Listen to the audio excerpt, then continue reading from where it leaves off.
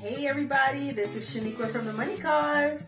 So I told you guys I was going to bring you a tip about traveling via airlines and something that you guys will definitely appreciate. So the tip is, whenever you have the opportunity to give up your flight when you're traveling, especially during the holidays, make sure you do it. Why? Because those vouchers that they give out when you go to the front desk, when they say, is there anybody here on flight 275 that's willing to give up their seat?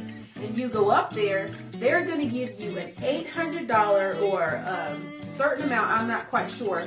They're going to give you a certain amount in a voucher that you can use towards your next flight with that airline. So, you want to save some money and you want to go on a trip later on down the road, but you don't want to have to pay for it out of pocket, this is a pretty good time for you to possibly stay behind for an extra hour or two so that you can actually get funds to fund your next trip, whether it's for you, your whole family, someone else, or whatever. So, let me tell you how it's done though. So my husband went on a trip, well, no, he didn't. Goodness gracious. My husband and myself went over to the East Coast. We're currently in the Midwest. We went over to the East Coast for Thanksgiving to visit family and everything like that. And he had to leave before I did, so he got on the plane or whatever, and they told him, they asked people if they would be willing to give up their seat. And he said yes. And I was like, okay, well, I mean, as long as you make it back on time, what does it really matter? Now, I never handled these type of things before. I never really know how it worked, to give up your seat and to go to the front counter and they say they're going to give you a voucher or whatever.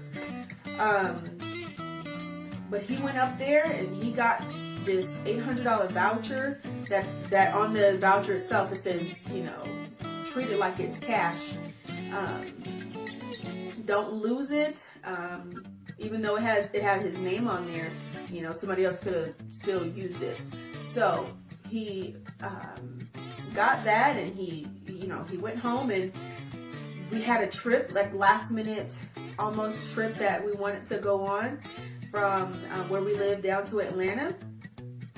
And I went online and I did some research on how to use this thing, because on it says you can't call and you can't go online to book the flights. And I was like, okay, so let me see what else can I do. So I researched how to use these vouchers. And a lot of people said that they tried it online, didn't work. A lot of people tried it, or whatever other way that they tried it, they said it didn't work. But I did find this one post online where somebody actually said that they went on to the airline itself.